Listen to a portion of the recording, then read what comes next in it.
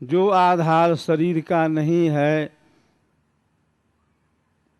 जो आधार प्राण का भी नहीं है, जो आधार मन बुद्धि वाणी का भी नहीं है, जो आधार आपका अपना है। दरअसल आपने अपने आधार से कभी भी पूजा नहीं किया। पूजा का आधार आपने बनाया शरीर को, जबकि आप शरीर नहीं हैं। पूजा आपने किया मन के द्वारा, जबकि आप मन नहीं हैं। पूजा हुई वाणी के द्वारा, जबकि आप वाणी भी नहीं है। आपने पूजा किया प्राणों के द्वारा, लेकिन आप प्राण भी नहीं हैं। आप क्या हैं? आप जीव हैं, आप आत्मा हैं। यह जो शरीर है आपका मकान है, आपका घर है। आप रहते हैं अपने मकान घर में। मकान घर आप नहीं हैं, मकान घर आपका निवास स्थान है, आवास स्थान है। पक्षी रहता है पिंजरे के अंदर, लेकिन पक्षी पिंजरा नहीं है, पिंजरे में निवास करता है। पुरुष कौन है? पुरी से ते इति पुरुषः। जो इस शरीर रूपी पुरी में निवास करता है उसका नाम पुरुष होता है। बंधुओं, हम लोग शरीर नहीं हैं, हम लोग शरीर में रहते हैं, हम शरीरी हैं। हम देह नहीं हैं, हम देही हैं। हम जीव हैं,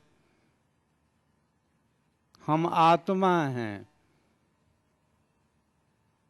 आंखों से आप देख रहे हैं, लेकिन आप लोग आंख नहीं हैं।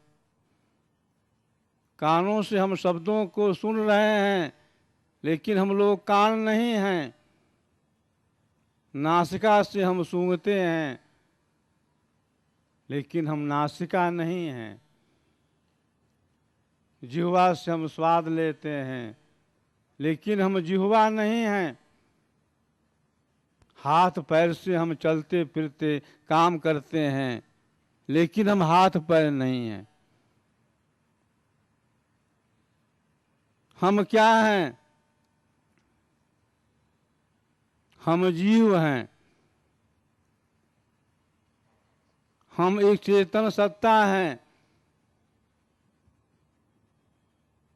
शरीर का नाश हो जाता है, शरीर छूट जाता है, मन प्राण से हम अलग हो जाते हैं, लेकिन यह जो आत्मा है, यह जो जीव है, इसका कभी नाश नहीं होता। किसी जिंदा व्यक्ति को आप जला दें, आपको सजा हो जाएगी, आप कैद हो जाएंगे। और जला दें मुर्दा को, कोई सजा नहीं है। शरीर दाहे पातका भावात। शरीर के नाश होने से हमारा आपका नाश नहीं होता। आंख ने देखा रसगुल्ले के सफेद रंग को, जिह्वा ने चखा उसके मीठे स्वाद को, फिर कौन कहता है कि जिसको मैं देखा उसका मैं स्वाद लिया, वही आत्मा है, वही जीव है। बड़े ही खेद का विषय है कि आज हिंदुस्तान के अंदर जितने भी साधक हैं, चाहे वो किसी भी संप्रदाय से जुड़े हुए हों, सभी भक्ति कर रहे हैं, सभी पूजा कर रहे हैं,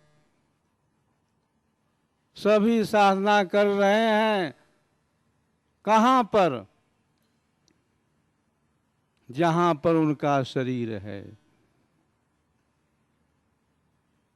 इंद्रियां हैं, मन है, अंतःकरण है, प्राण है। ऋषियों का संदेश है कि जहाँ से वाणी मन के साथ उस परमात्मा को न प्राप्त करके वापस लौट आती है, उसके परे परमात्मा है। ऋषियों ने कहा, न चक्षुषा गृह्यते नापि वाचा च। वह जो प्रभु है, वह जो परमात्मा है, नेत्रों का विषय नहीं है। नापि वाचा च, वह वाणी का विषय नहीं है। न तपसा कर्मणा वा, वह प्राकृतिक तप का विषय नहीं है, कर्मों का विषय नहीं है। किसका विषय है? ज्ञान प्रसादेन विशुद्ध सत्वं तं पश्यतो निष्कलंक ध्यायमान।